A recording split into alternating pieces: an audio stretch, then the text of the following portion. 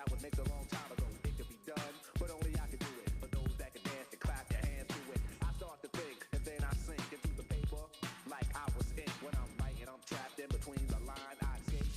When I finish the rhyme, I got soul, soul, soul.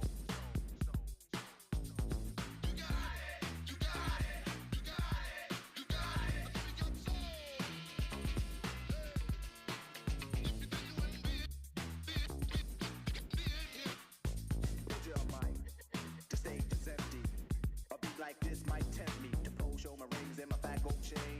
Grab the mic like I'm on so trained, but I wait, cause I mastered this. Let the others go first so the brothers don't miss. Eric B, break the six. You got it! Rock him will begin when you make the mix. I'll experiment like a scientist. You wanna rhyme? You gotta sign my list. Cause I'm a manifest and bless the mic I'll hold. You want it next?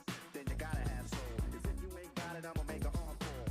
Take the mic, make the people respond for the R. Cause that's the way it'll have to be. If you wanna get on after me, think about it, wait, erase your mind, forget it, and don't waste your time, cause I'll be in the crowd if you ain't controlling it. Drop the mic, you shouldn't be holding it, this is how it should be done. This style is identical to none, so I'm trying to make it sound like this, but you're getting me. So upset that I'm wet cause you're sweating me. I drip steam like a microphone fiend. Ego to MC is my theme, I get hyped when I hear drum roll, rock him is on the mic, and you know I got soul, soul. You got it! You got it!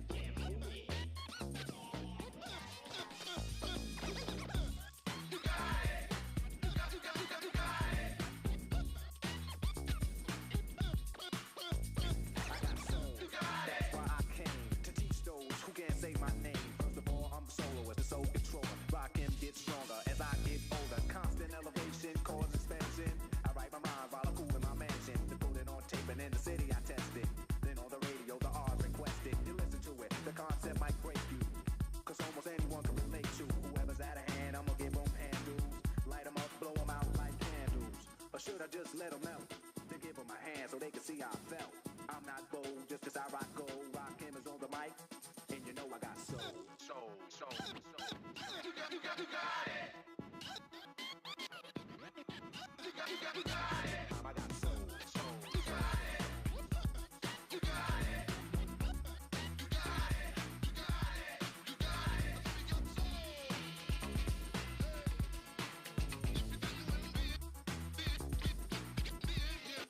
And you know I got soul, soul. You got it. You got it.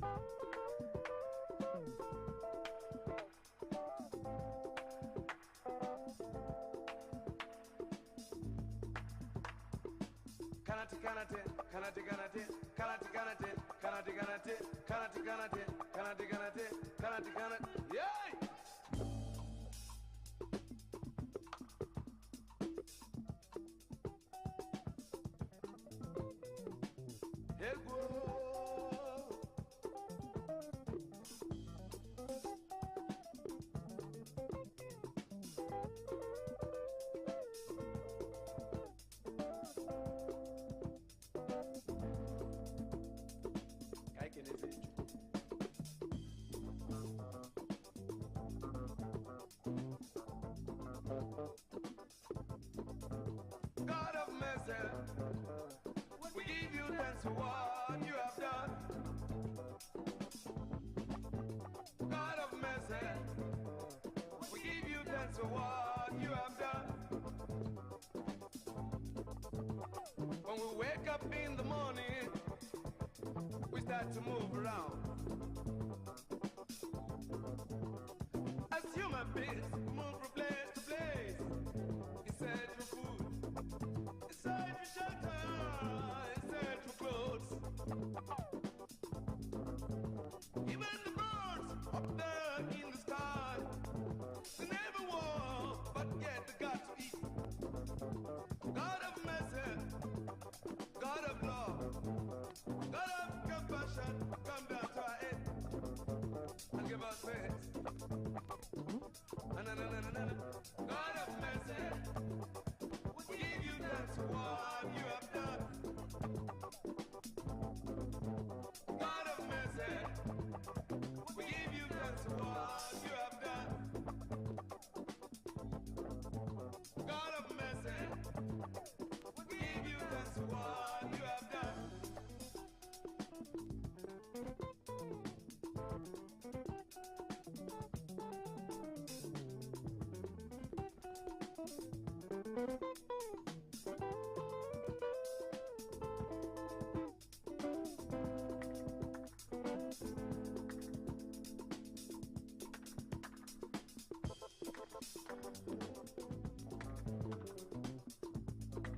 God of mercy, we give you thanks for what you have done.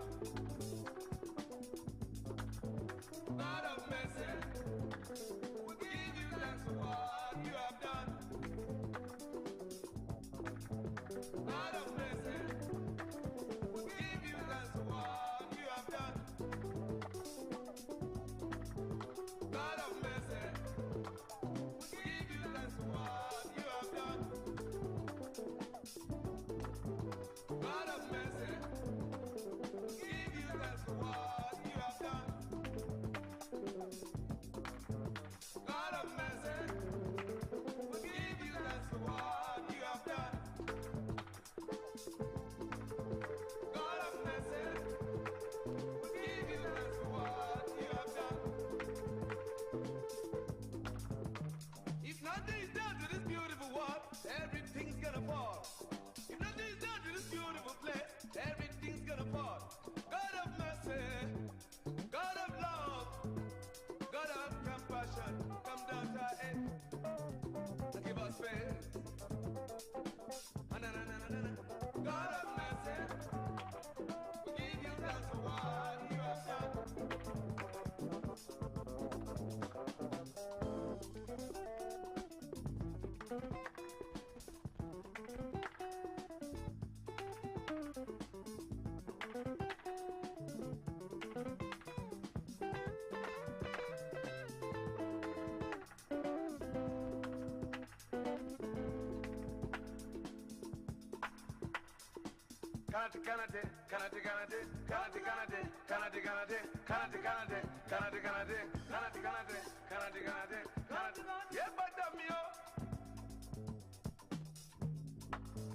God of mercy, we give you thanks for what you have done. God of mercy, we give you thanks for what you have done. God of mercy, we give you thanks for what you have done. God of mercy, we give you thanks for what you have done. God of mercy, we give you thanks for what you have done.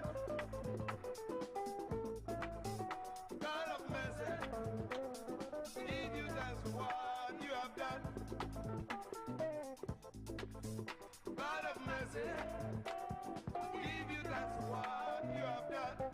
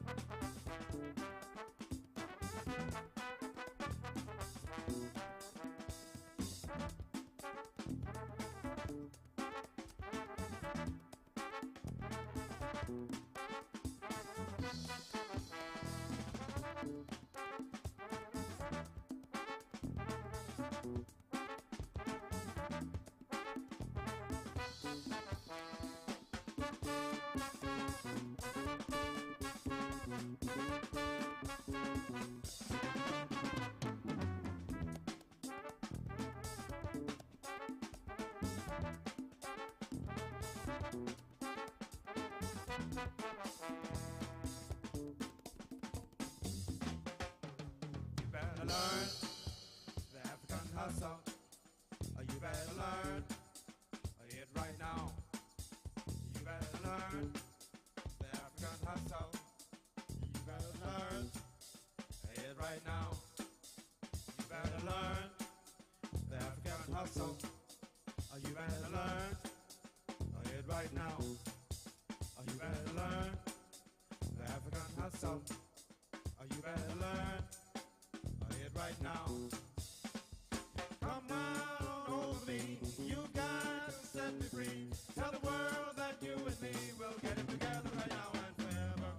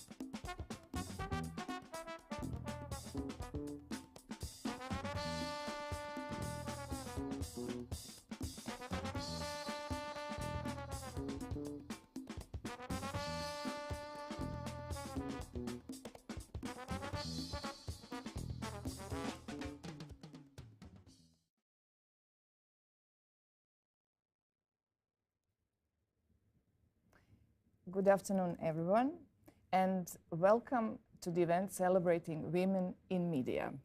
My name is Martina Petrovic, and I'm head of Creative Europe Desk Media Office from Croatia. And I'm going to be your host throughout all those days, trying to celebrate and acknowledge women. Just before we start, let me share something inspiring and, as I would say, something healing we need right now. May I have the courage to stand with my own story, whatever it is or was. To know that I, and only I, have the power to erase it and to move beyond its confines. However good, or bad, or weird, or twisted, or wondrous they may have been. They were, and I am. May I have the courage to witness another, to encourage, to celebrate, to support, to catalyze their growth, to be committed to the poetry of their existence. And finally, may I have the courage to be myself, to be real, and may I please have the courage to stand up for those who cannot stand up for themselves. A beautiful manifesto written by Gabriel Roth, founder of the 5-rhythm dance technique. With this, I want, on my behalf, but also on my dear team's behalf, to express our solidarity to all those women in Ukraine and to all those women around the world whose voice is still not yet heard. So today, on the 8th of March, we celebrate women globally. We acknowledge them, we respect them, we remember them. So it's not a coincidence that starting with today, we are launching the event celebrating women in media, focusing on women in film with a special highlight how they're participating and contributing to the media sub-program. So today we're going to explore through the panel what is there for me, what kind of training initiatives are there that women can benefit from. So from WIFTI, Erich Pommer Institute, ProPro, EVA, Circle, and the Writers Lab, we're also going to tackle, do we need training initiatives for women, and how culturally diverse are they? The next day, during the panel, Women 360, we would like to tackle gender balance in the European audiovisual industry, focusing on the media film stories, but also representation or underrepresentation of different female professions, such as cinematographers, screenwriters, directors, producers, and all those that are heads of important VOD platforms, markets, festivals. It is our honor and pleasure that on the 10th of March, we are going to be in conversation with Jasmila Žbanić, whose movie Quo Vadis Aida was the European Film Award winner in 2021, but also nominated for the Lux Audience Award this year. It is our dear Wendy Mitchell who is going to lead us through the conversation. And of course, for our dear audience, we would provide also free screenings in our respective territories of the movie Quo Vadis Aida. There is a total of 25 women, and bravo goes to each and every single of them who are participating or being involved in making this amazing story happen. Trust me, it is a bit difficult not to be together in this moment, but I believe that we can bring this unity and togetherness by just exchanging and doing the event.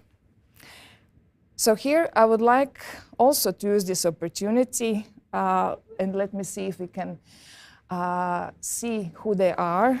Marvelous, strong women backing me up. Those are my dear and wonderful ladies, Creative Europe Media Desks from Austria, Esther and Clara. Then from Germany, Christiane, Lisa, and Britta. From Greece, Anna. From Italy, Torino office, we have Silvia, Francesca, and Sarah. And last but not the least, Susanna from Portugal. So big, big thank you to all of them.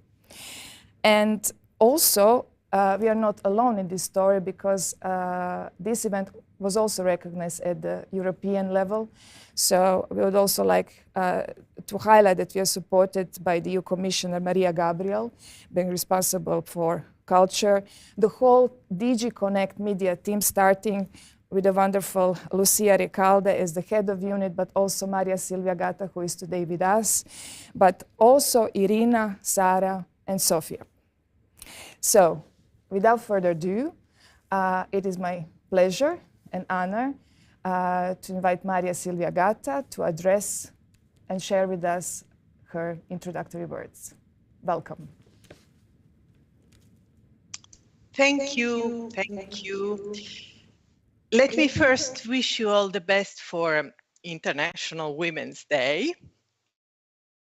It is hard, however, to celebrate in these days in which we see Ukrainian women flee their country and fight a foreign invasion, a scenario that the EU has prevented for the last 77 years and appears now as a dramatic reality. As President von der Leyen stated, the European Union condemns the unprovoked invasion of Ukraine, reiterates its support to Ukraine's independence and territorial integrity, and stands by the people of Ukraine and its democratically elected institutions. Be this celebration a moment of support to the Ukrainian resistance by reminding the values of freedom and equality that makes Europe a light for the world. And I would like to thank you, after these less celebratory words, our friends from the media desk for organizing such an event and for allowing me to address you these few words on our gender and diversity strategy. This is a major issue, and we are definitely committed to developing a global strategy on the subject closely with the industry to have a structuring and lasting effect in the societal changes that we are calling for with such strategy. The Union of Equality, as you know, is one of the main priorities of Ursula von der Leyen Commission. And it has been underlined in the political guidelines with commitments made in the framework of the equality strategy that was published in March 2020. Following these political guidelines, several initiatives have been taken, both through the media strand of the Creative Europe program, but also through the Media and Audiovisual Action Plan that represent the blueprint of the Commission policy for the audiovisual sector and was presented in December 2020. So let me start with the Media and Audiovisual Action Plan. These plans place particular attention to diversity and inclusiveness issues through the Action 8, which reads that promoting European talent in the media field, in particularly by encouraging diversity in front and behind the camera, and by mobilizing and supporting startups in the media sector that have core of the gender and diversity strategy. Following this media and audiovisual action plan, we started a campaign called Character, which was developed throughout 2021. It was made in partnership with the Collectif 50-50, a group that we are all very well familiar with, and was launched during the Cannes Film Festival last July by Vice President Jourova. The campaign ran through December and consisted in unveiling each week the portrait of a European woman having a technical profession in the media and audiovisual sectors. Why? Because women are still underrepresented in the film industry and face imbalances and barriers that persist throughout their careers. The campaign, therefore, had three objectives. One was to highlight the positions behind the camera through highlighting various career paths and role model figures in the audiovisual industry. It wanted to then construct stereotypes and prejudice that are still very much present in the industry, whereby certain positions are out of reach for women because of their gender. And finally, the scope was to encourage and empower young women to pursue careers in the field in professions that were traditionally considered masculine. We hope that the campaign will continue to be promoted with the videos that you will see today in the social media, and really that will obtain the final objective that is to encourage media industry to include and have an equal representation that reflects the diversity of our European societies. Second point of action was the new Creative Europe program, the media strand, running from 21 to 27, in which we introduced a horizontal priority that is precisely diversity and inclusion. There we wanted to develop a structuring action for the entire audiovisual value chain. And this action consisted in introducing a diversity criterion into each call of the media program from 2021 on. Applicants must now present their diversity and inclusion strategies, which are then scored during the assessment phase and have finally an impact in the selection of the project.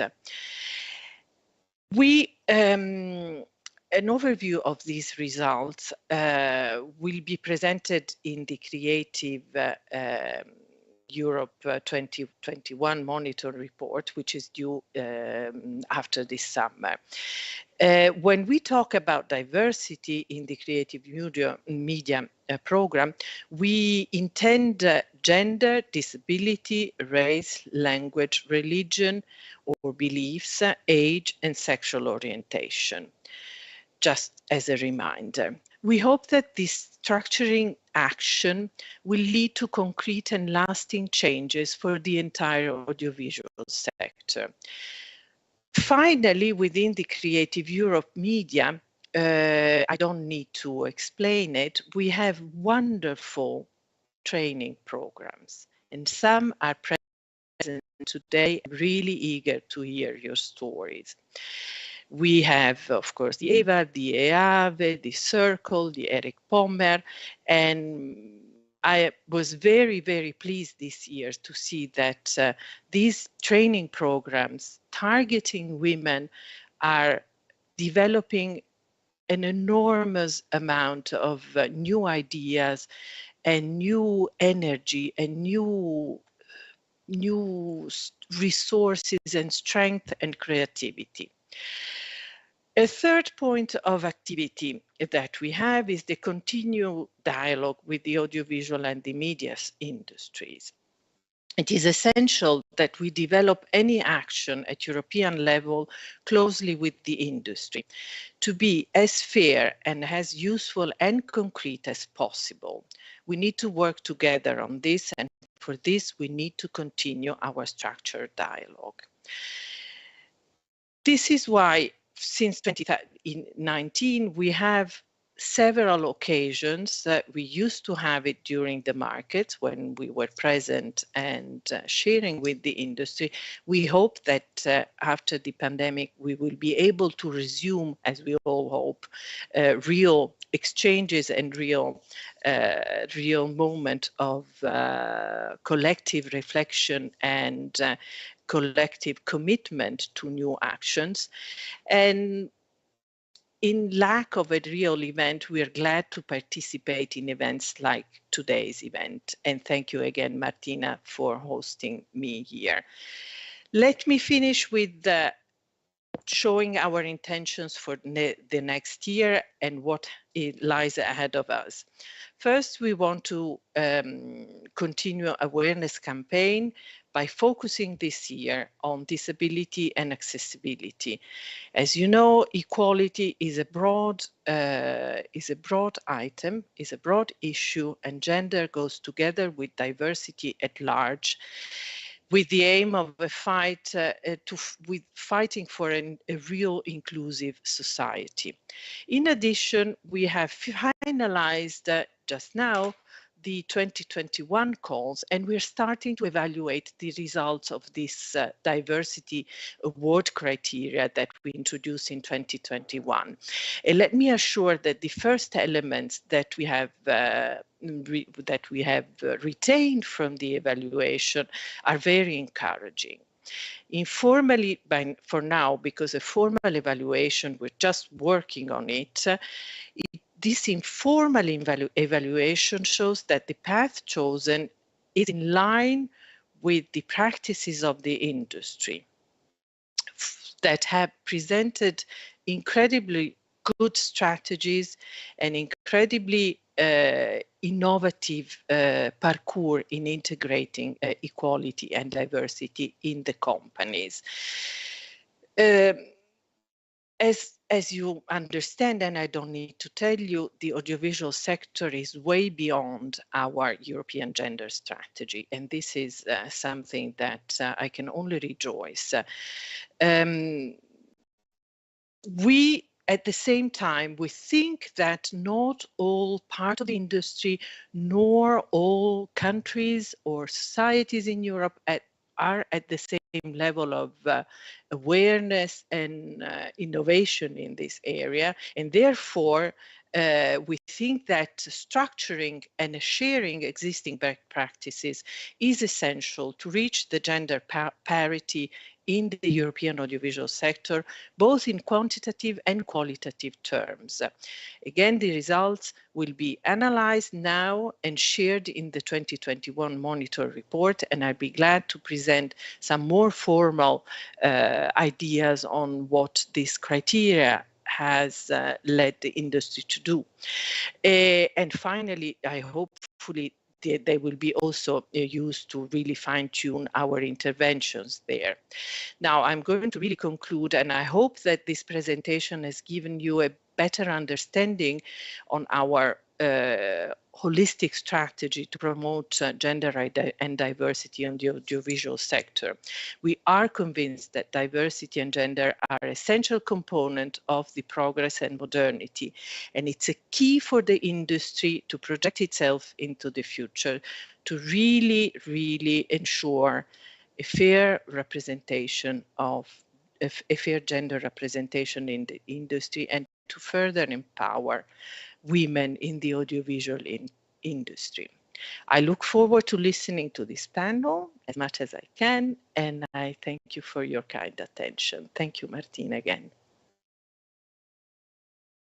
Silvia, definitely. I could only echo and support the European directions in terms of strengthening gender diversity and gender balance, and especially for providing us with data, because the last data which was provided, and I'm going to tackle it before the panel, was from 2018. So this is something that is a solid basis to start for our collaboration, and believe me, we all need to collaborate with each other even more. And of course, this is one of the priorities of the Creative Europe program. So thank you so much again, Maria Silvia, and hope you can stay as long as you can. So we are kicking off. It is our first event, and it's called What is There for Me? And in order to get all these answers to the question, I have 6 great ladies, 6 strong women on board. And let me see if we can see who they are and what they have to say in terms of the quotes and statements. So I welcome Helene Granqvist. I will just call it shortly the CEO of the WIFTI. Then we have Judith Klein. She's part of the Erich Pommer Institute just recently joining. Esther Krausz, she's with me physically today in Zagreb. She has a double personality today. She's also Creative Europe Desk Austria, but she will speak about ProPro, wonderful initiative.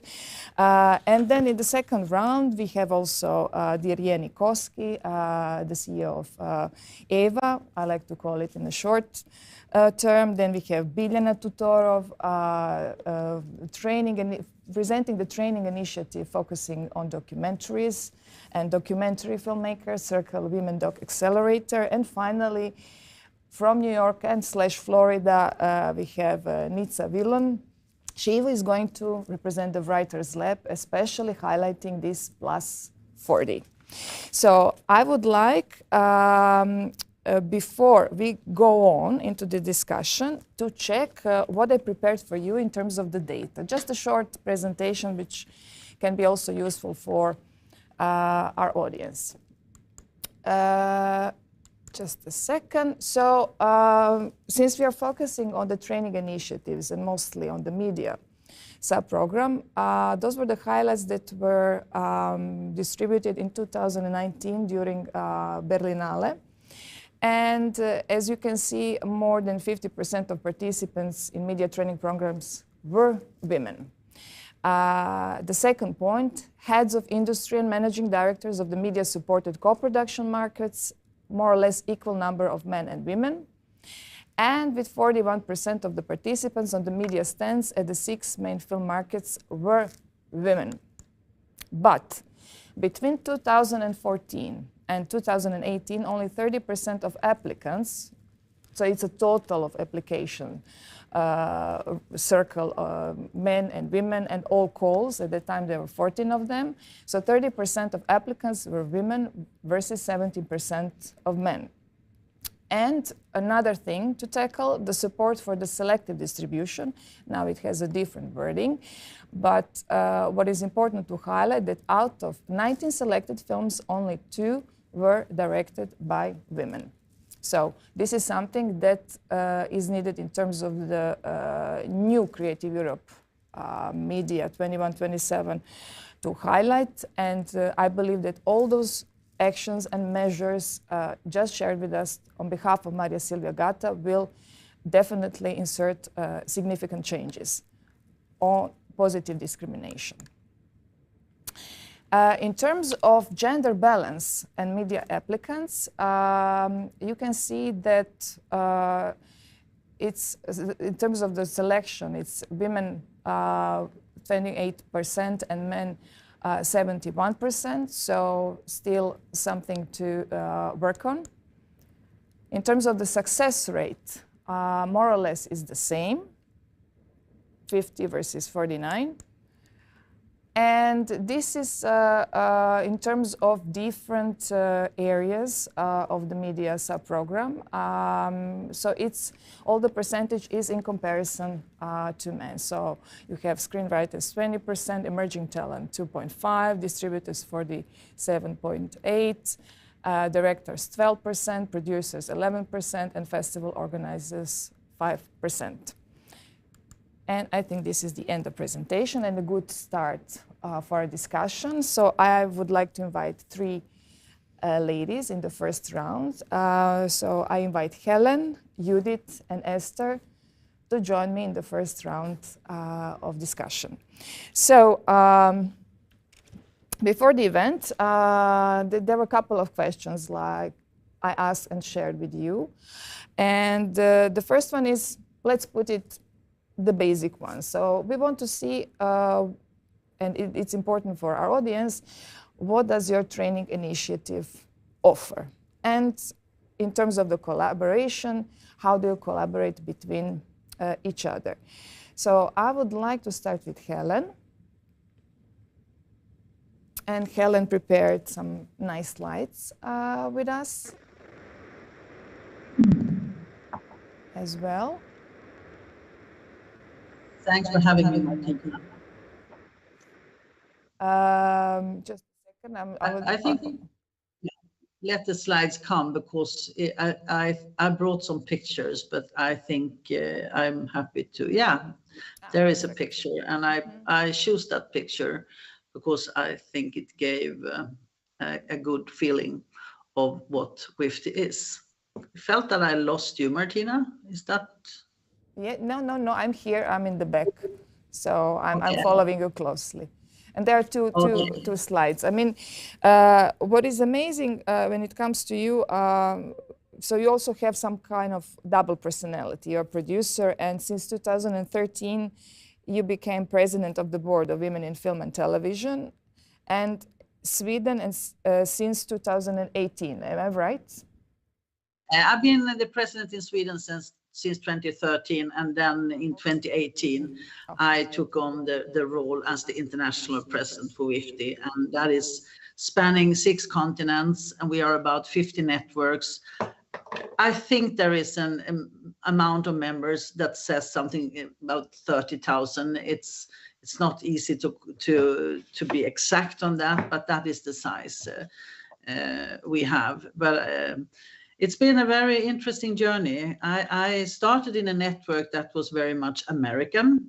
WIFT started in Los Angeles in 1973 as a reaction on the male dominance. So it's quite absurd seeing the numbers today you are showing and thinking of that it's 50 years ago, the situation was the same. That tells us something. So since then, WIFT has grown all over the world, and culturally what has happened since I started 2018 has been to make this network more. We have been an international network all the time, but we were very strong American in a way. You know, if you have met Americans, you know that they talk about US and the international. You split this, and when I heard it the first time, I thought it was like you talk about the men and then you have the women, and it was like America was the man. So these 5 years, or not 5 years yet, 4 years, I've been in this position. I really worked hard to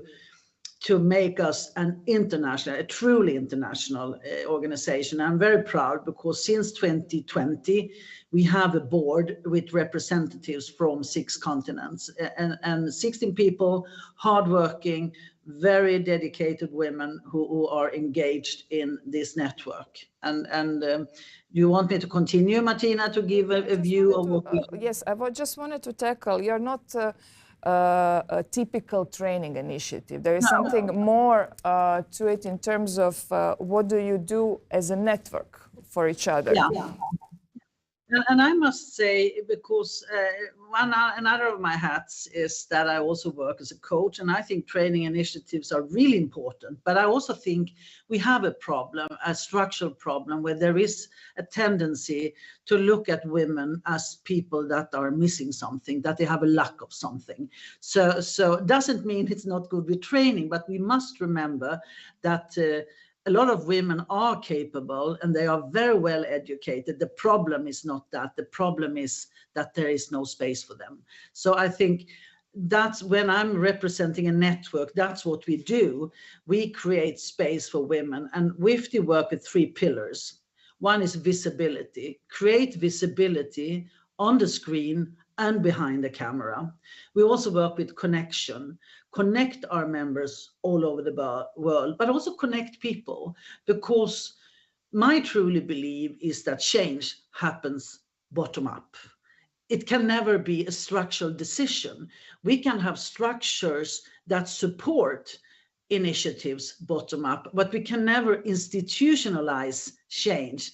That happened between people, and it's happened from the heart of people. I think that is what we can see today in the situation in Ukraine right now, what is happening when people go together and they are, in this matter, fighting for something, but believe in something. And I think this power is what the network is built of.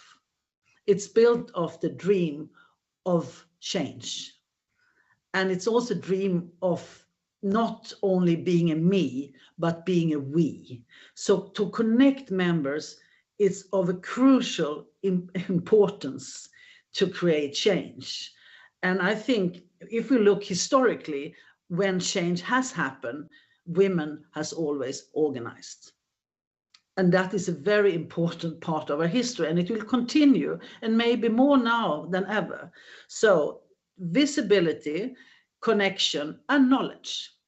And knowledge is, of course, to take in knowledge, but it's also to create knowledge, to create new knowledge, because there's a lot of silence knowledge.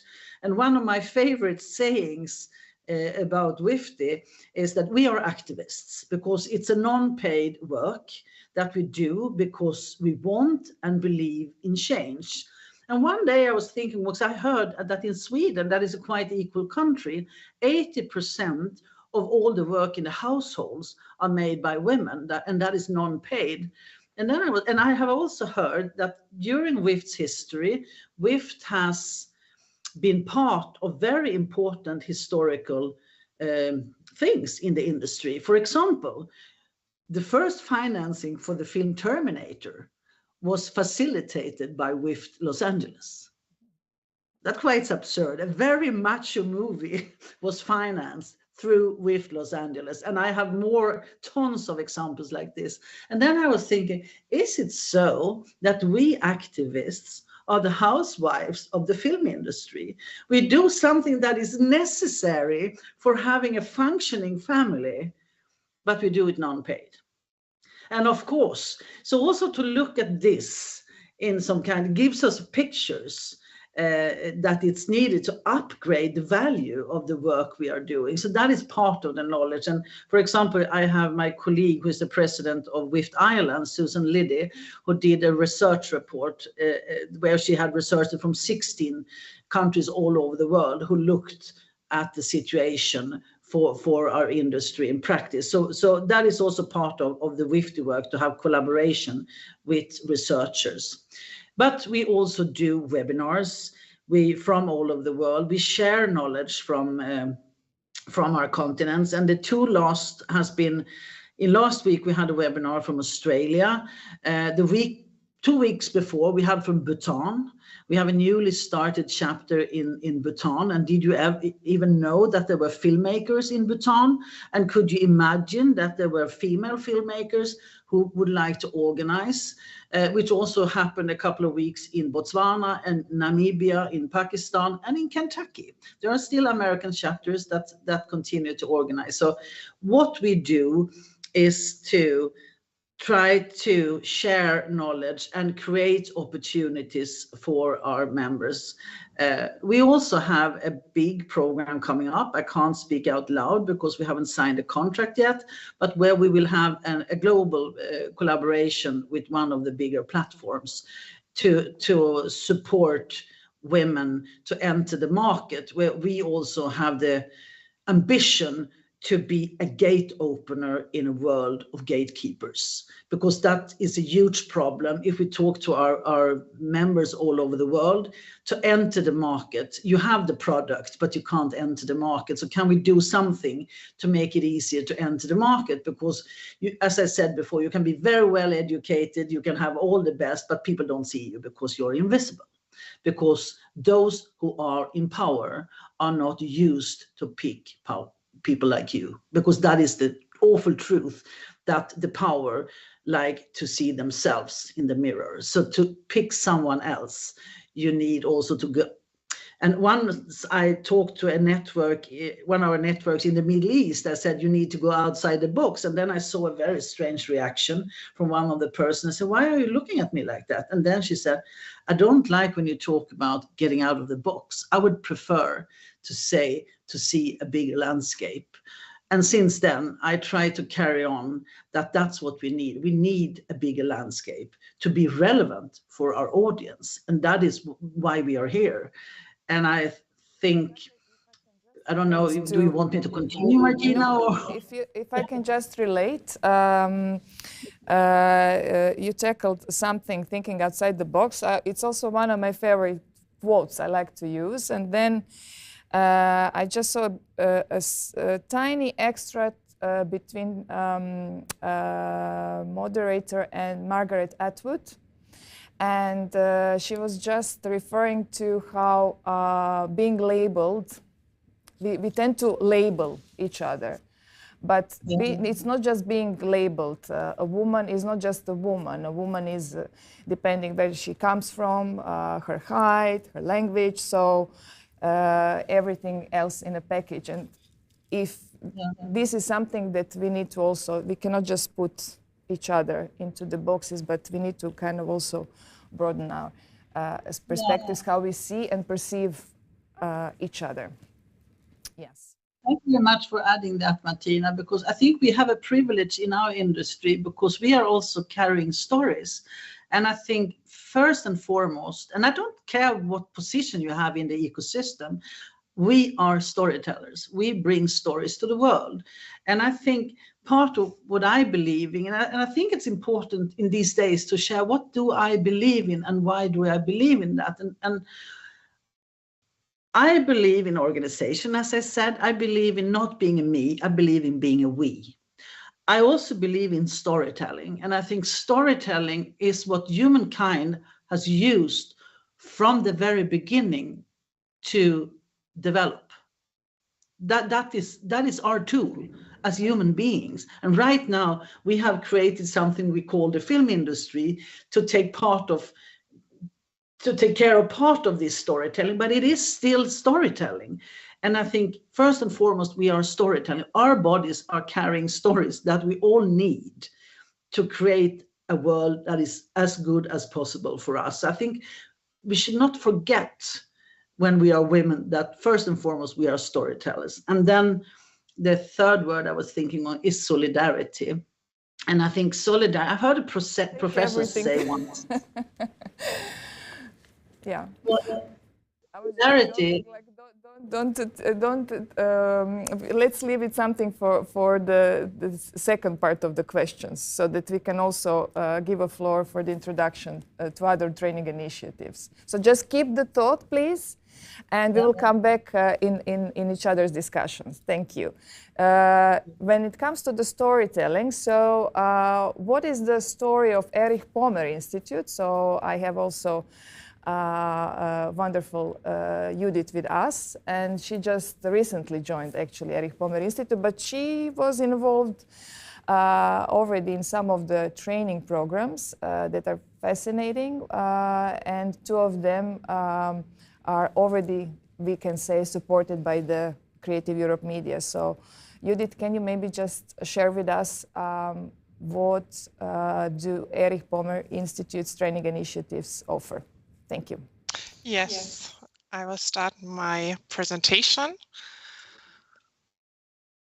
So yes, thank you for having me here, Martina, and the whole team who organized this event.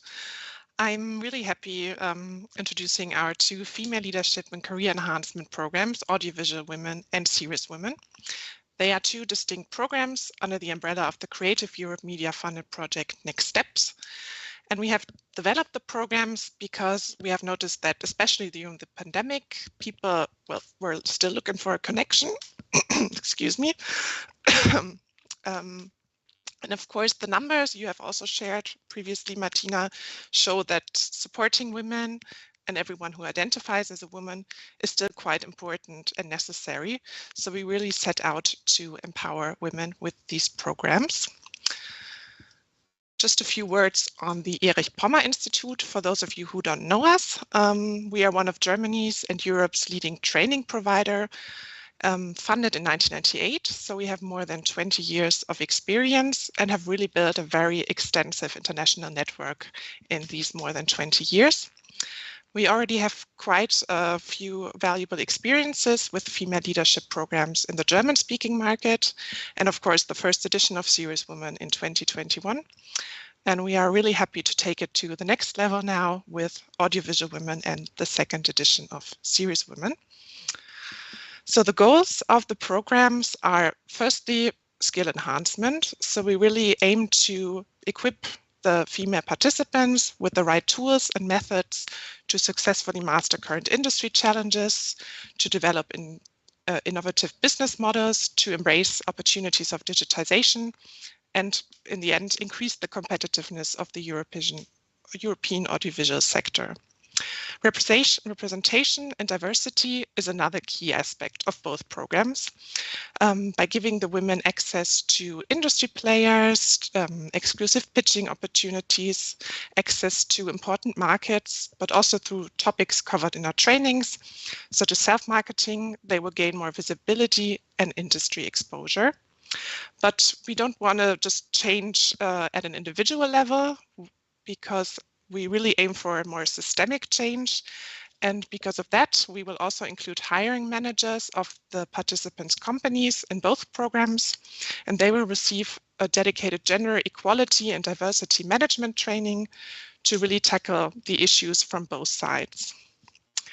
The topic of sustainability is also very important to us, not just in an environmental sense, which we will address in the content and in our formats, but also on an entrepreneurial level, because we want to help the female professionals to create companies that can actually sustain their success in the long run. And in the future, we think that both can and must actually go hand in hand. Last but not least, the building of professional networks is absolutely essential to both programs. Participants will be able to network with the participants of their own program, but also with industry experts, with trainers, with mentors, and the participants of the other program. And this way, they are really able to build a very strong network, to exchange ideas, to work on projects together, to collaborate, and just generally support each other to gain more business opportunities and visibility. So just a few more words on Audiovisual Women, the first program.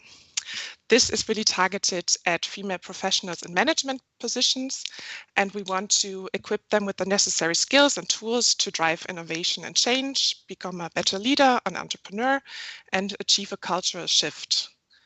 Unique to this program is the very interdisciplinary approach. So we really welcome women from across the whole value chain to participate in the program. So you can be a sales manager, commissioning editor, an entertainment lawyer, funding executive, anything. Besides the female managers, who are the main focus of the program, we will then include the hiring managers of the companies for the gender equality and diversity management training. So the application is not yet open. We will open it in May this year with a deadline to submit in August. The program will then start in October and end in March of 2023. And the selection will be based mostly on the professional profile of the applicants, their experience and motivation, but we will also factor in the group composition to make the group as diverse and international as possible. And we are aiming for around 15 participants to really allow for a very interactive and intimate experience. The program consists of various elements for the female managers. Firstly, there are online and on-site workshops. They will receive one-on-one coaching with an experienced business coach. There's a self-study phase with access to online courses and reading materials. And of course, many opportunities to network throughout the program, for example, during the on-site workshops or at industry events. And again, the gender equality and diversity management is aimed specifically at the HR managers. So now let me come to Series of Women. Some of you may have already heard of Series of Women, as we had a first edition in 2021. It was really a great success. We had more than 70 applications and 20 participants from 13 different European countries. The producers were supported by mentors such as Ed Gaini, Anne Thomopoulos, Leontine Petit, and Anke Greifeneder. And the alumni of the first edition are still very actively in contact with each other, which is great to see. They have really built a network, helping each other out, even though they are all female producers in the European drama industry. And well, we are following their careers, of course, and one participant has just received an Oscar nomination, and they are receiving invitations to important pitching events, for example, TV Drama Vision.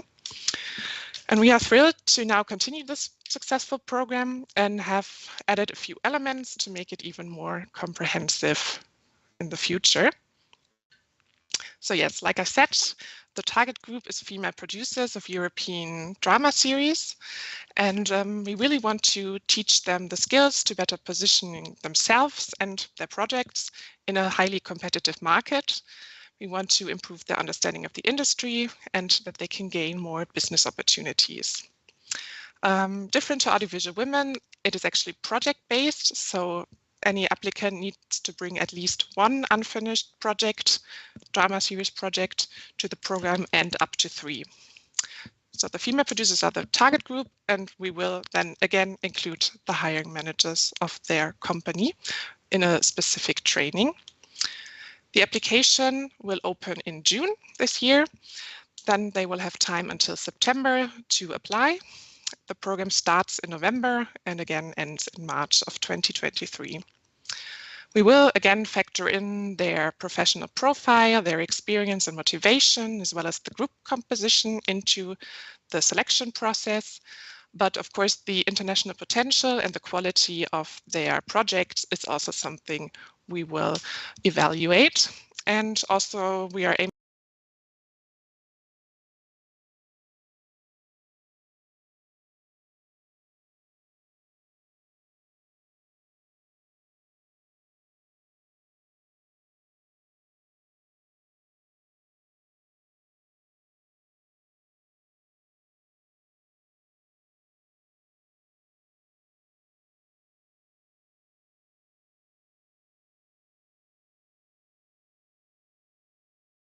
program elements are somewhat similar to the elements of audiovisual women, but there are some differences as well.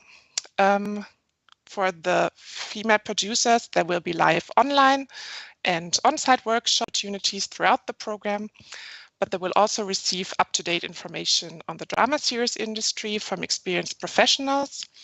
They will be assigned a mentor, a senior industry professional, and they will receive one-on-one pitching coaching. And again, networking is very important here in this aspect and will be further possible through market attendances throughout the program. And the hiring managers, again, will receive the specific training. So a few words at the end. The fees will be at the latest announced by the launch of the programs in June and May, but I can already say there will be scholarships available, not only thanks to Creative Europe Media, but also thanks to our wonderful partners. And we always encourage participants to check also with the national or regional funding bodies, because we have actually made very good experience with that in the past, for example, for Serious Women last year. We will offer online info sessions over the summer to really go more in depth on both programs, and there will be plenty of time for questions. The dates will be announced soon. And last but not least, I would like to thank the wonderful partners we have already on board or who we are in discussion with. Some are here. So there's EVA, the European Women's Audiovisual Network, the European Producers Club, Focal, Göteborg Film Festival, Series Mania Forum, Women in Film and Television International, and Esther, who is also here from the Creative Europe Austria, who we are in discussion with. Yes, that is it. Thank you so much for allowing me to present these important topics here and programs. If you have any questions, feel free to reach out. My contact is here on the screen. And yeah, thank you so much. And again, Martina, thanks for organizing this event. Thank you so much, Judith. I have 2 questions. Actually, I noticed that you are engaging also male mentors. This is one thing that I want to discuss. And I'm just curious, in terms of the cultural diversity, are you missing applications from certain groupings of countries? Is it the Central Europe? Is it like, from where do you receive most of the applications? Well, we haven't started Audiovisual Women yet, so that's hard to say for Serious Women. Sorry? Serious Women, yeah. Okay. For Serious Women, we had really participants from all over Europe. So from Germany, Austria,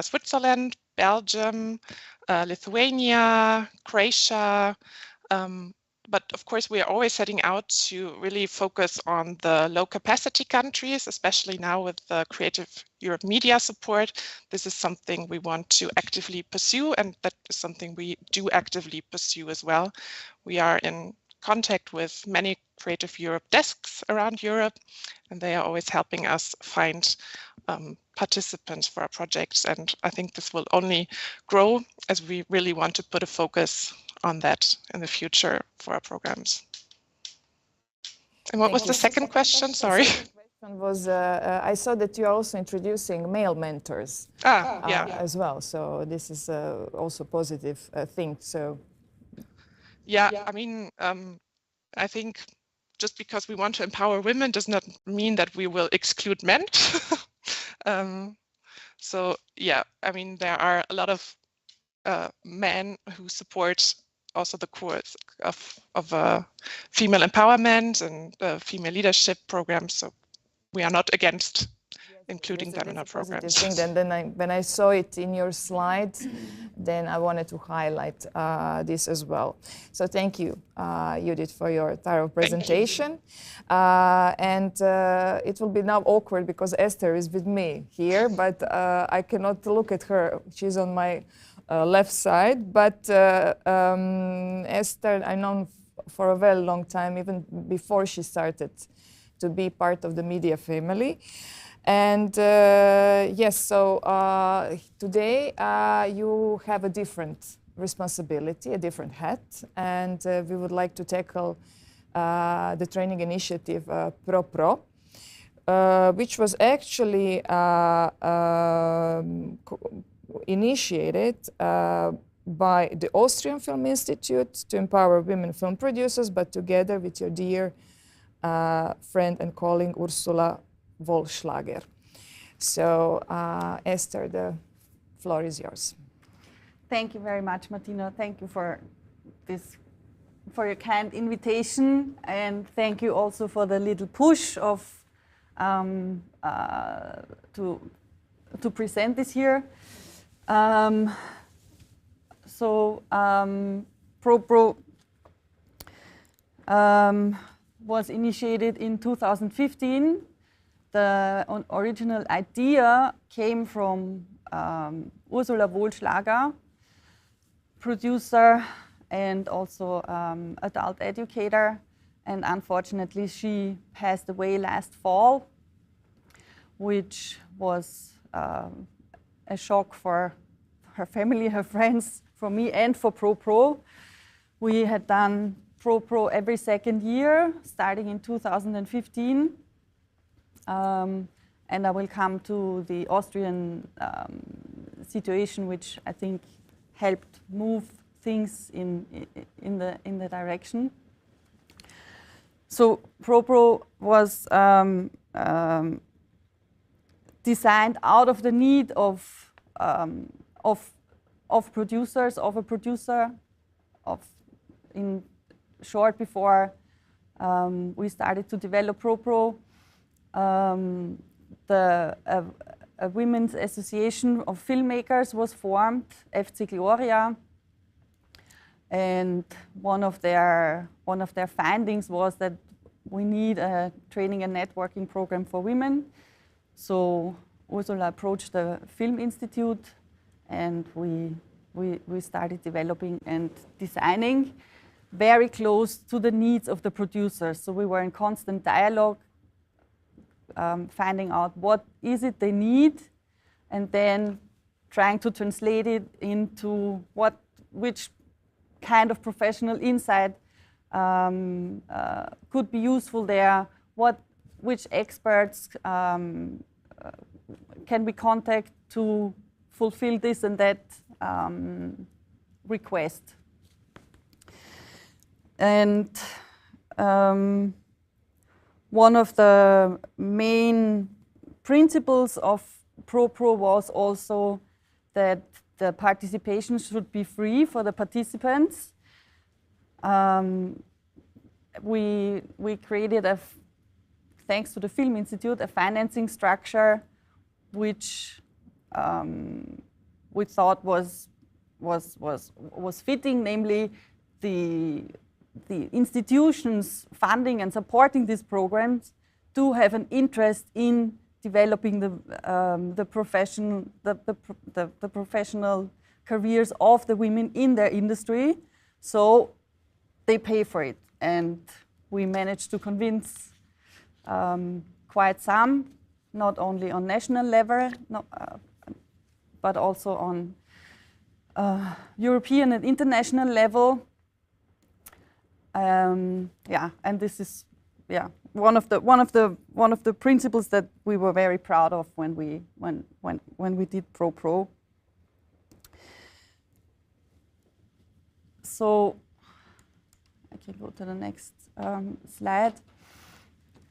The main, one of the main ideas of ProPro is also that ProPro wants to create a space that allows to think big and to dare for brave new ideas, and really get hands-on encouragement on pushing it through and on going further.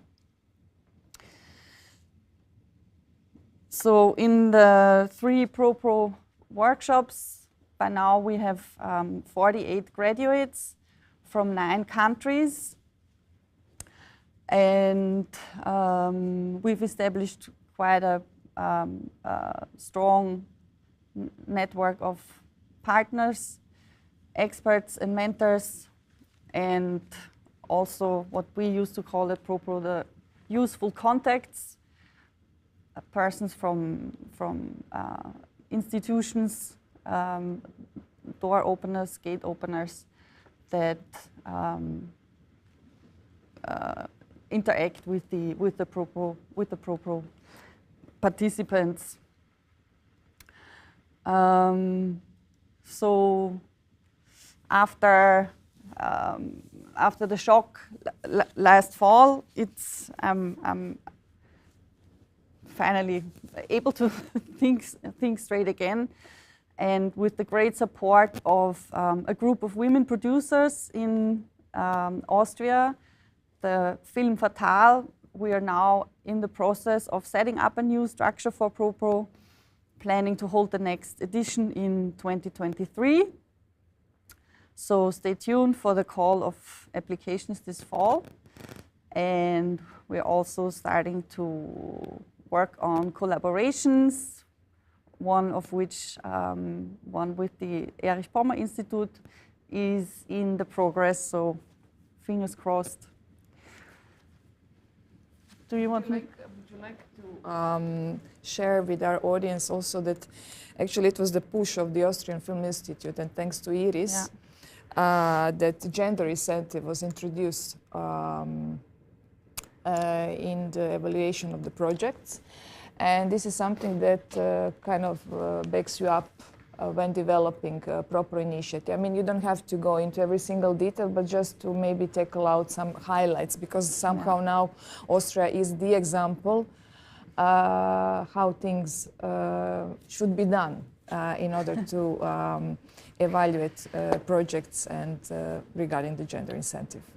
Yeah, I have to say so it all started with Iris Zappe-Heller, who is the deputy director in the Austrian Film Institute. I'm talking about the institutional sides. Of course, there was a lot of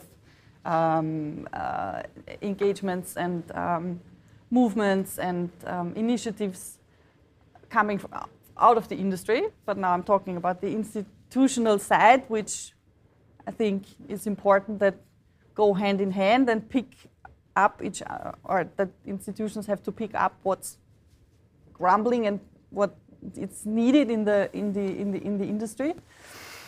And Iris Zappe-Heller, she has been very active in the Uri Marsh working group for gender equality and in the EFATS working group for gender equality, and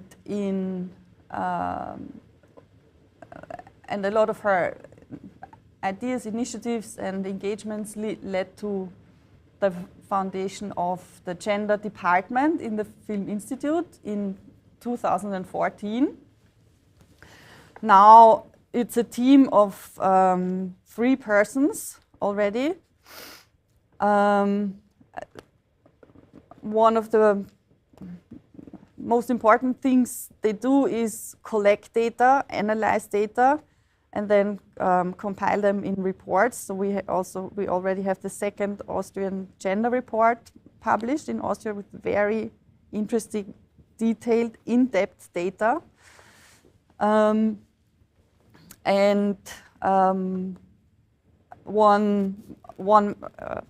of the milestones for sure is the gender incentive, which was installed in 2017.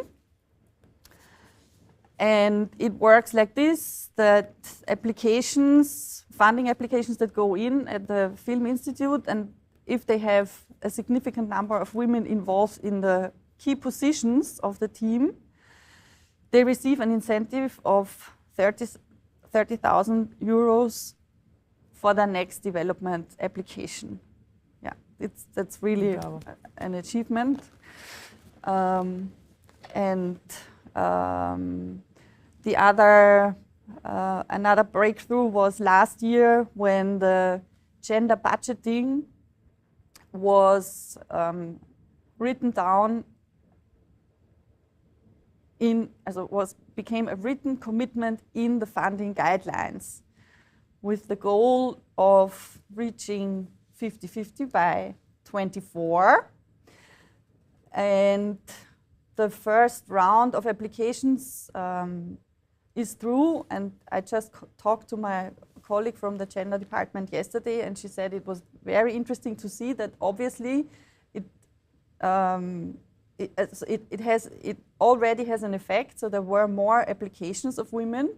So only knowing that this measure was out and communicating that it exists and that the awareness is there led to more applications by women, which of course then also led to more funded projects with a significant participation of women in key positions.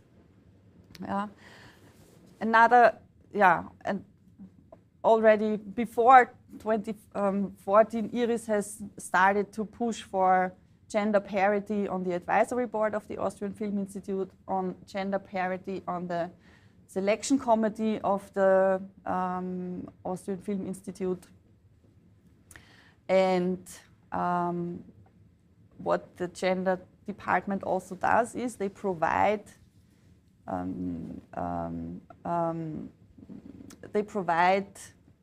inclusion checks. By now, this has grown to inclusion checks. So each member of the selection committee gets an evaluation of the project done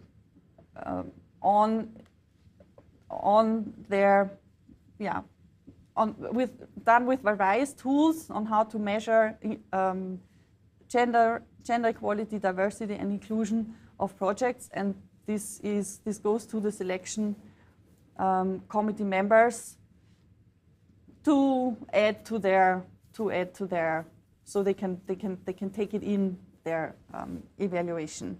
They can take it in. Yeah. If I may just interrupt.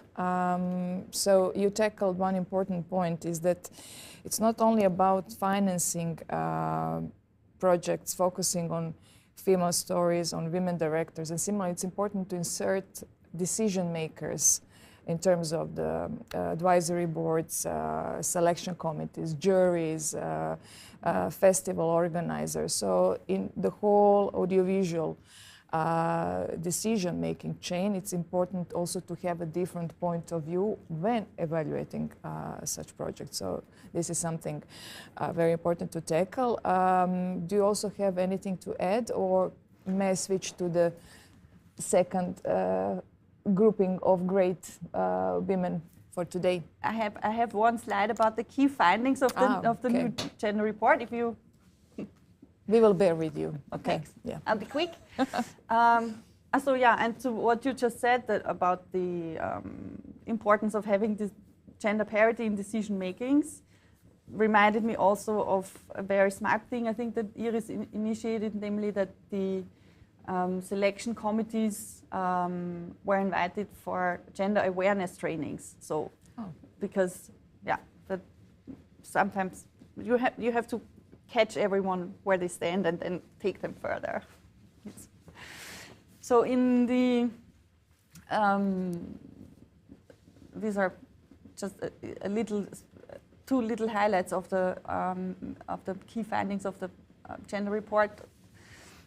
So you can see still the inequality in applications versus in the applications as well as in the funding,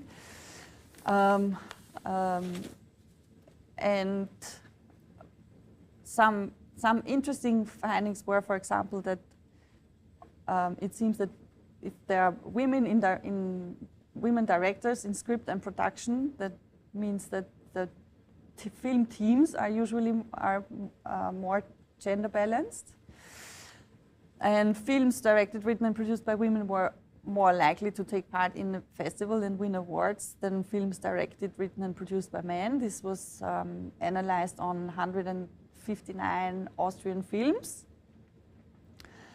And a qualitative finding showed that female-driven films were less sexist, racist, and more likely to be diverse, according to the analysis of the Film Institute's gender department. Okay, thank you so much. Yes, so I would like to switch to the second grouping, starting with Jenni Koski, Biljana Tutorov, and Nitza Wilon. So let me start with Jenni. So Jenni is also recently appointed as the CEO of the EVA network, but before joining this network, you were quite involved in gender equality in several European, Nordic, and Finnish projects as well. So there is definitely a relation that it was something natural for you to continue, and here you are. So let me hear Jenni. Thank you. Nice to meet you all, and greetings from snowy Helsinki. So, as you may know, your EVA network is a pan-European network. So I'm based in Helsinki currently, so we are all over the place. And I'm really happy to have heard all the previous speakers because we have connection to every one of you. And we are happy to continue with the connection and working with you in the future. So what kind of introduction would you like me to have? I don't know how much time I have, but definitely my background does help with the future work of EVA. We're currently building our new strategy. I think one of our flagship projects currently is the mentoring program, which is in the 4th year this year. So we are launching actually next week in Thessaloniki with 16 amazing female mentees and 16 female mentors. We have nothing against men, but the program is built like this. Actually, I have a lot of great experiences working with mentors from any kind of gender, any sex. So that's a different topic. So I think what we would like to bring to this discussion is actually the sharing of knowledge. We believe in capacity development. We believe in building the expertise of women working in the industry. We are not, and I think we should talk about training quite cautiously because we are not a pedagogical institute. So we have a lot of great universities, a lot of great film schools out there, and they do a great job. But there's a huge gap of women actually when they enter the industry of finding a placing, of building a career. And EVA Network is one of the networks that I know of that really helps women to find a position, which mentoring program is supporting the finding the positioning, but also other programs that EVA has been building with financing training programs, with pitching training programs, with screenwriting programs. So they are like individual programs that we have developed, and we have built a lot of knowledge around it based on the needs of the creators themselves. And that's definitely on our strategy. So we want to build a community of women, of men who want to change the industry from within. And I think that's Eva is really strong. We have a very strong position in that, and we are happy to collaborate with any organization who wants to create the same change. So I hope that's sort of a small introduction of what we're doing at the moment. Yes, and I wanted to highlight that the training initiative is also supported by Creative Europe Media. So this is good to have more of such training initiatives at the European level as well, being supported. Yeah. So I will just then switch because you gave a nicely introduction to Biljana's intro, because Biljana also has many hats. So I've known Biljana as being writer, director, producer, and then all of a sudden in 2018 she develops this great training initiative, Circle Women Doc Accelerator, addressing female identifying filmmakers, but focusing on documentary films. So how did this happen? Biljana, how come you decided to have another hat? Hello, everybody. Thank you, Martina, for inviting me and giving me a word. Actually, it's a very important you highlighted that I'm a filmmaker myself, because Circle is basically a filmmakers training initiative that appeared to address the need of filmmakers, both directors and creative producers, for a safe space where we can share and develop our projects, also work on our careers before we step on the big international market. So in that sense, it has started also from lacks that I felt as a filmmaker, and especially after moving back from France to Western Balkan region. So it happened spontaneously in discussion with Doc Leipzig and Brigitte Oshia, who was in charge of industry program at that time, and also a small but important festival in Montenegro called Underhill Fest. So together with our partners, among which regional media offices, Croatian, Serbian, Montenegrin, and Slovenian, who were with us from the beginning, we started carving this space where we can share our experience and share our mistakes and our needs and our very confident questions. So this is how it went. What we didn't think about, because it was not strategically planned to begin with, is that it really bloomed.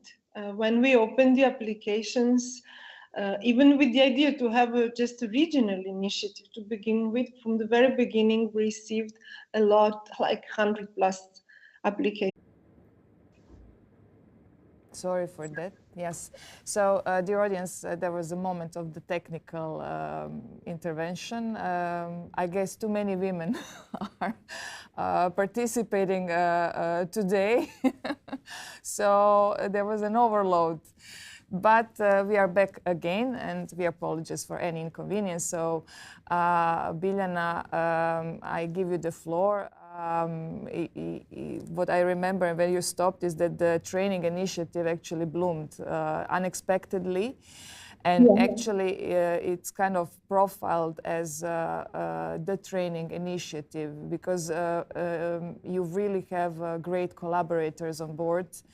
And you are now very much so acknowledged among other training initiatives and supported by media. So maybe I'll let you speak. Thank you. I think I was just about to say how we curate the groups, because it's very important.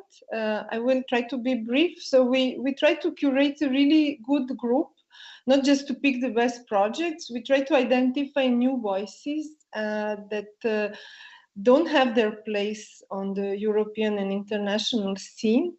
And I think this has been quite interesting and successful, these groups that we create with the idea to give this essential cell that we can always come back to, and a group that can work well together and auto-coach itself before working with mentors.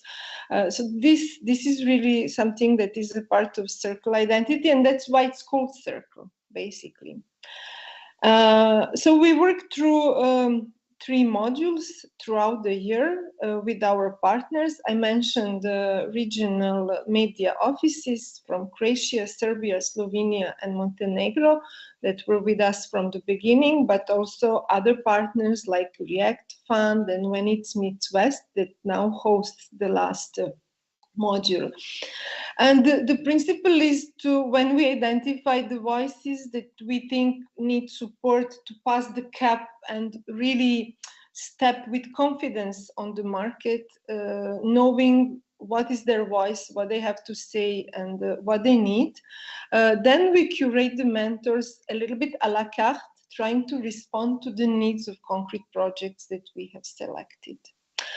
And then, of course, we try to develop, like so far, it was also very much a network of solidarity, and hopefully with this new support, it will allow us to consolidate our team and structure the work in a different way for the next period. Now we're about to select the 5th cohort from the beginning, like we're just reading the applications. And mid-April, we would have the selection. We would start working in June and until end of January in When It Meets West, when also our partners, among them Eva, have been awarding the 4 best projects. And also we're working on follow-up more and more, and also on visibility of our participants. And I would underline the collaboration with Marché du Film and Candocs that 2 years ago invited us to showcase 4 alumni projects. And it has been a very successful mission, and our participants won awards on both occasions. And there was a lot of buzz around certain projects that were developed in Circle. So we now have to continue thinking how we would keep together our network and develop the program. And just to end, to give an example like of what we are looking for, we try to see who are these really true author voices that would be the next generation of female voices in documentary filmmaking, but maybe not only documentary. We start thinking of making a fiction group also, but the point is really on strengthening the voice. I can give 2 examples. The one is the amazing Ukrainian director Alina Gorlova, who developed the film in the frame of Circle, the film The Rain Will Never Stop, that won in ITFA 2 years ago, and that it's an amazing piece of art reflecting on this life between wars. And now in the competition in CPH, there is an amazing Serbian-Norwegian film called Eclipse by Natasha Urban. And we regularly see our projects in markets and forums having awards, which make us very happy and shows that this support was precise. And I think I can say that the totality of projects that win workshop got financed or fully financed or in production or post-production or finalized for these first 4 years. So this is more or less the framework of Circle. And just to add at the end, we also try to open our program to broader professional audience. And since we work in modules in different countries, we always invite professionals, local professionals, and we also try to open as much as we can to the broader audience, presenting the successful case studies of women directors from all over Europe and world, and opening Q&A and case study sessions that go deep into the process and their artistic gesture. Yes, you can see me and hear me. Yes, this thing that all the training initiatives do, that they really take care of projects, but also women professionals to really be present also in the markets, and so that it's, as you say, the full circle of being connected and networked. I would now just move, because I know that in our discussion you also mentioned age inclusiveness, but I would like to give floor to then Nitza Wilon, because this is the training initiatives, the Writers Lab, that actually focuses on women professionals over 40. But before we actually start our discussion, it will be good to see a trailer.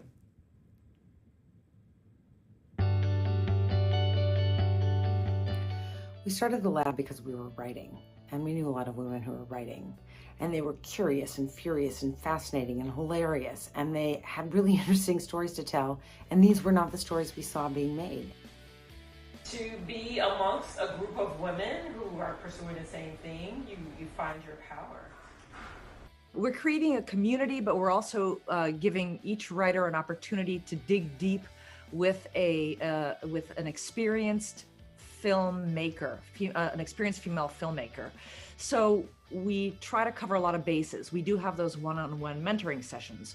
We work on pitching. We work on building peer groups. We work on, we have industry panels, so we talk about the business of being a screenwriter. But we also have craft panels, so we talk about the craft. Historically, the film and media business has been ageist as well as sexist. Well, we're survivors. If you are over 40 and still pursuing a dream, it's just the synergy, the alchemy of all these ideas and this shared life experience, and we're women who deserve this space and this time. After 5 years of labs in the United States, we launched a lab for women in the UK and Ireland. This year we launched a lab for women in Europe, and our alumni, who now number 102, out of those 102 alumni, 15 have secured writer for hire jobs, 10 have signed with representation. 2 scripts have been produced. 1 project is currently in pre-production, and 5 have signed production contracts. And 9 of these projects have added creative attachments. We're incredibly proud of this track record. Our writers are astounding, and we will continue to find and support more.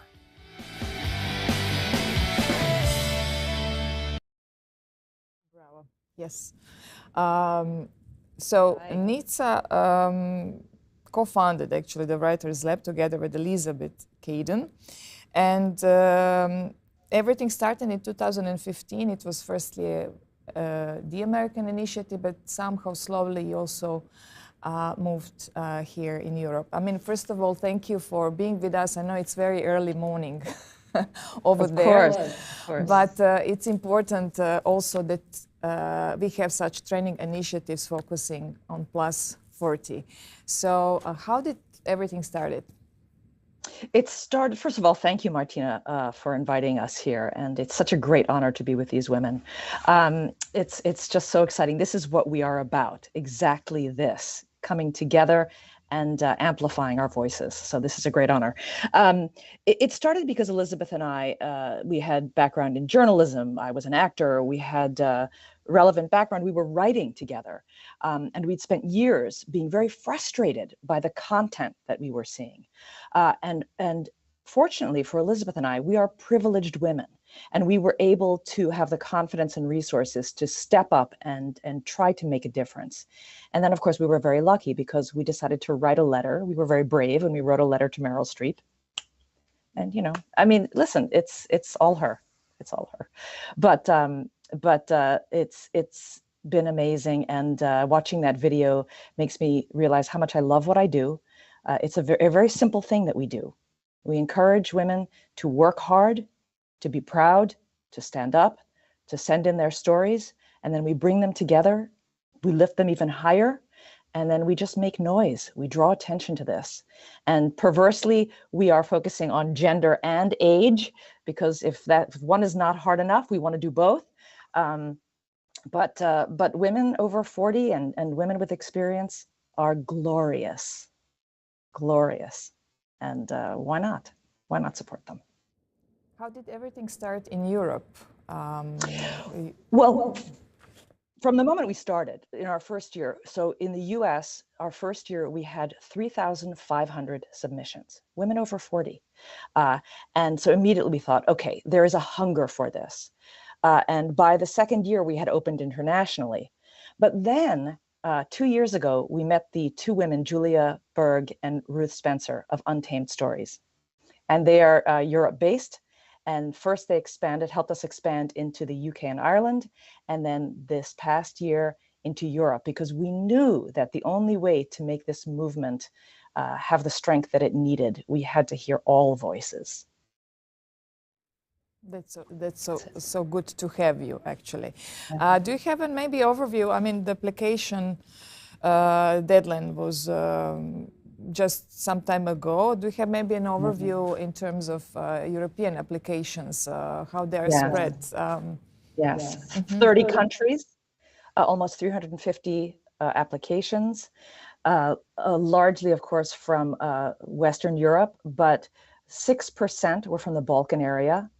And beautiful stories, beautiful, heartfelt stories, many of them about the trauma associated with conflict, many of them, of course, about family, many of them about women fighting to either reclaim or claim their space in the world.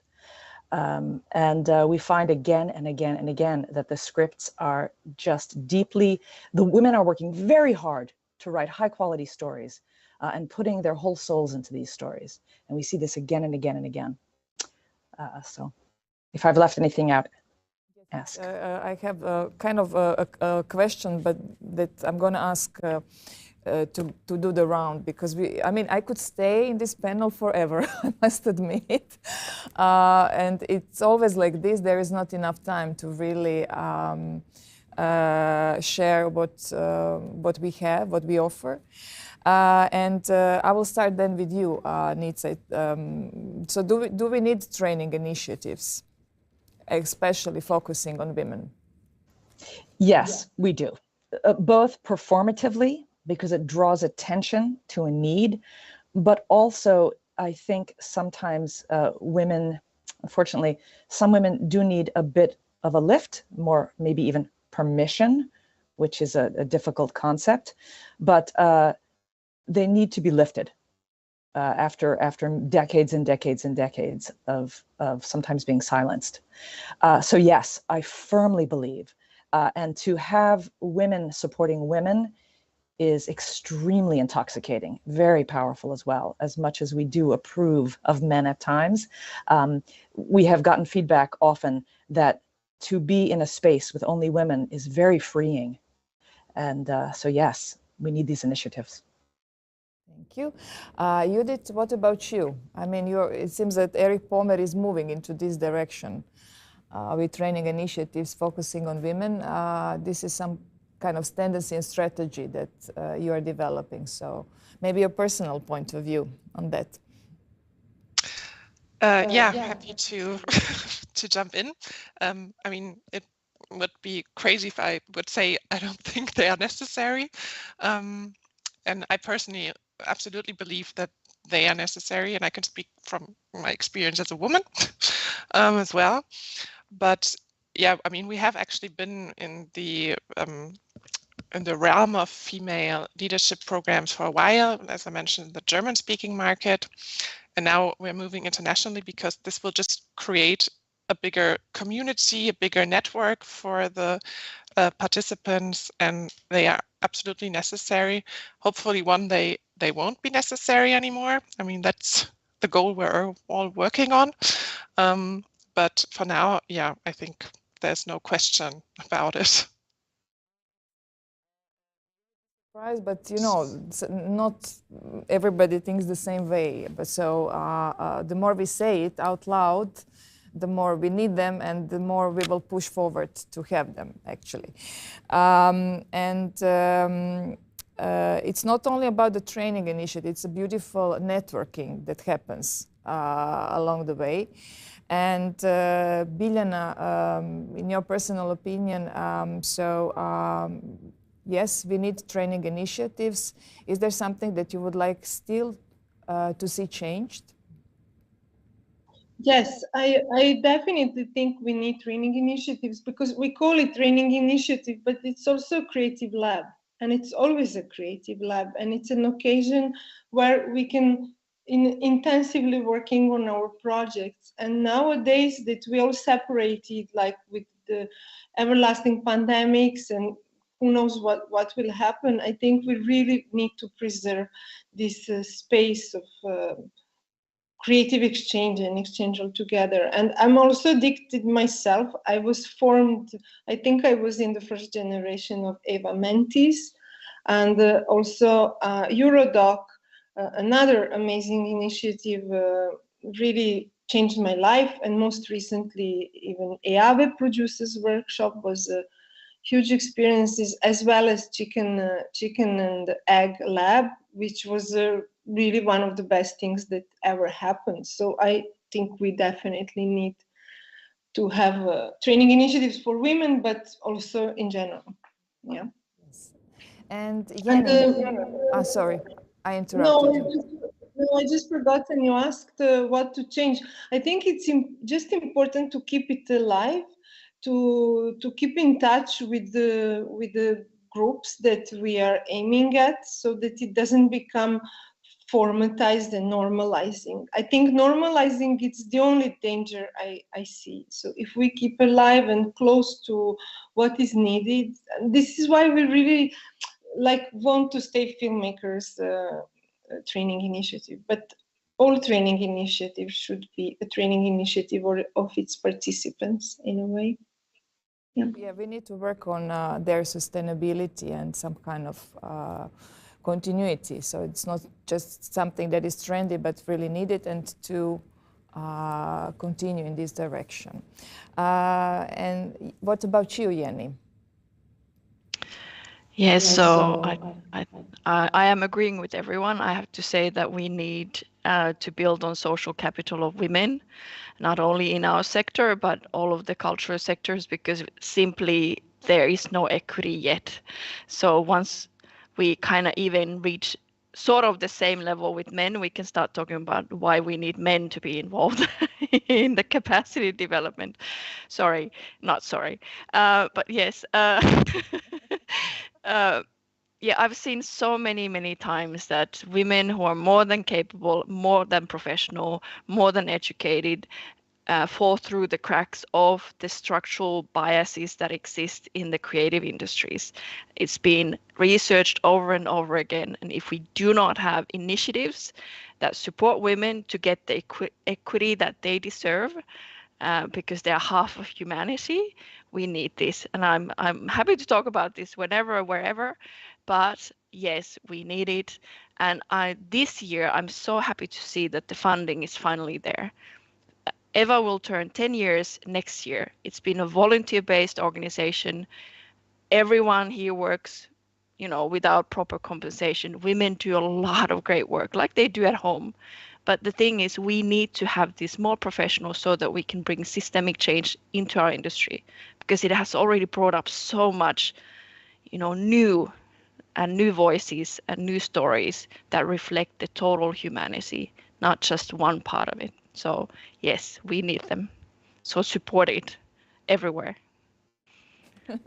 Thank you. And Esther, I somehow leave the closing also to you. So also among us as the media desk network, it's important, this collaboration, like events as such, but also in terms of ProPro, is there something also that you would like to highlight personally in terms of the training initiatives and training in general also for us as desks?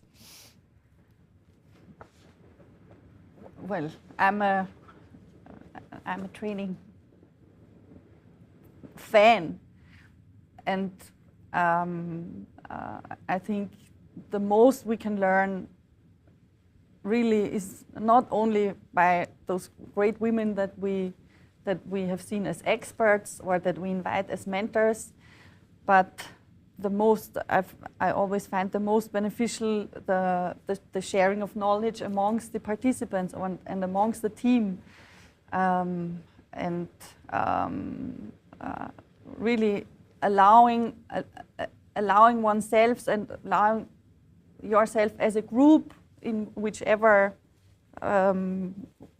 whoever's in it, allowing yourself to have the space to get inspired and to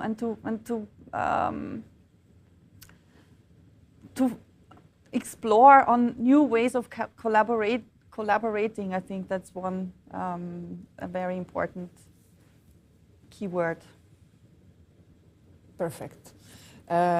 Yes, we are a bit of running over the time. I would like to thank Helene, Biljana, Judith, Jenni, Nitza, Esther for being here with us, but also to my great Creative Europe desks backing me up. And stay tuned. Thank you for all this sharing today. And yes, happy International Women's Day. And stay tuned, as tomorrow we are again kicking off, this time highlighting a bit different problematics. But thank you for being here and have a lovely day ahead. See ya. Thank you. Bye-bye.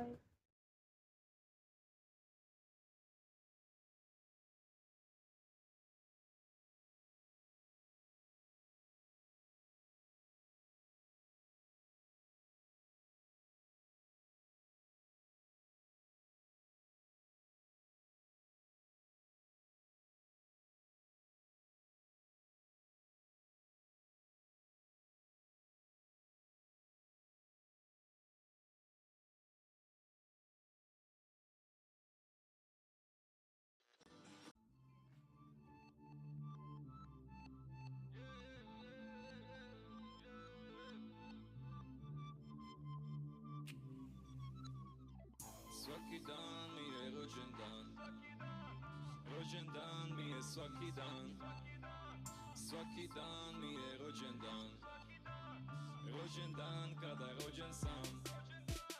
Svaki dan mi je rođendan, rođendan mi je svaki dan, svaki dan mi je rođendan, rodija sam se svaki dan, svaki dan pušem svičice. Svaki dan pišem pismice, svaki dan snimam spotove, svaki dan primam poklone, svaki dan mi je rođendan, rođendan mi je svaki dan, svaki dan mi je rođendan, rođendan kada rođen sam, svaki dan mi je rođendan, rođendan mi je svaki dan. Svaki dan mi je rođendan, rodija sam se svaki dan, svaki dan mi je rođendan, rođendan mi je svaki dan, svaki dan mi je rođendan, rodija sam se svaki dan, svaki dan pušem svičice, svaki dan pišem pismice, svaki dan snimam spotove. Svaki dan primam poklone, svaki dan mi je rođendan, rođendan mi je svaki dan, svaki dan mi je rođendan, rođendan kada rođen sam, svaki dan mi je rođendan, rođendan mi je svaki dan, svaki dan mi je rođendan, rodija sam se svaki dan.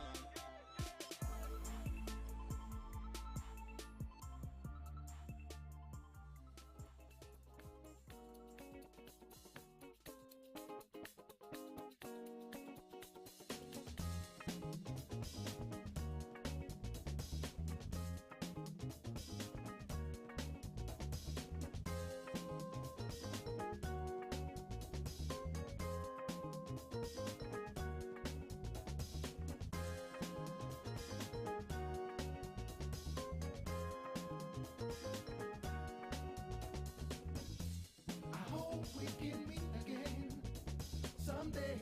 I love you so. I hope that we can meet again someday. I love you so. I would squeeze you, I would hold you tight, I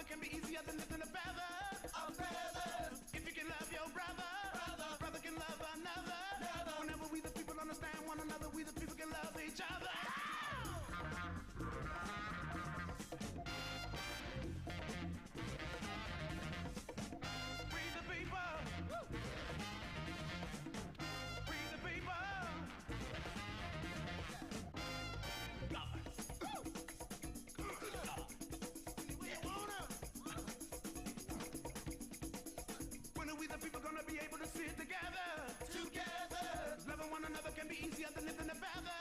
A feather. If you can love your brother, brother can love another. Whenever we the people understand one another, we the people can love each other. We the people.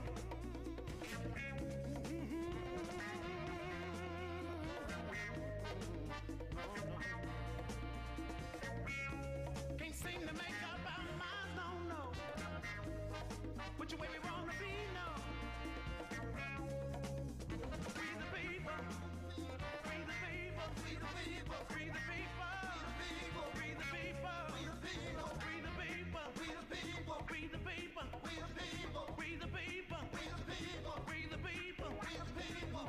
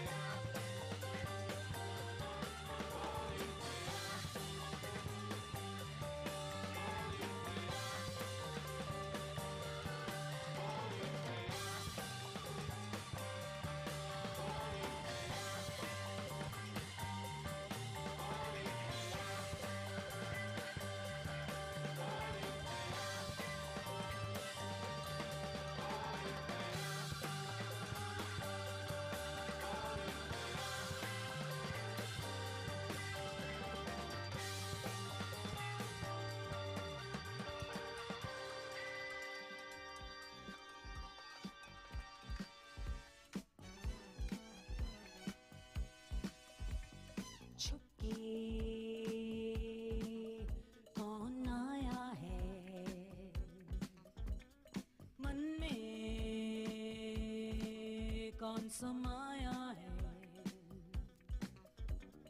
किसके हाँ हाँ किसके प्यार का जादू है, मेरे हाँ हाँ मेरे दिल पे छाया है, छुपके कौन आया है, मन में कौन समाया है, हमदम मेरे हमदम दिल में तुम तो नहीं, हमदम मेरे हमदम तुझ बिन कुछ भी नहीं, हमदम मेरे हमदम दिल में तुम तो नहीं, हमदम मेरे हमदम तुझ बिन कुछ भी नहीं, दिल की तेज धड़कन में मन के मेरे आंगन में किसकी हाँ हाँ किसकी प्यारी सूरत है, मेरे हाँ हाँ मेरे दिल के दर्पण में, दिल की तेज धड़कन में मन के मेरे आंगन में, हमदम मेरे हमदम दिल में तुम तो नहीं, हमदम मेरे हमदम तुझ बिन कुछ भी नहीं, हमदम मेरे हमदम दिल में तुम तो नहीं, हमदम मेरे हमदम।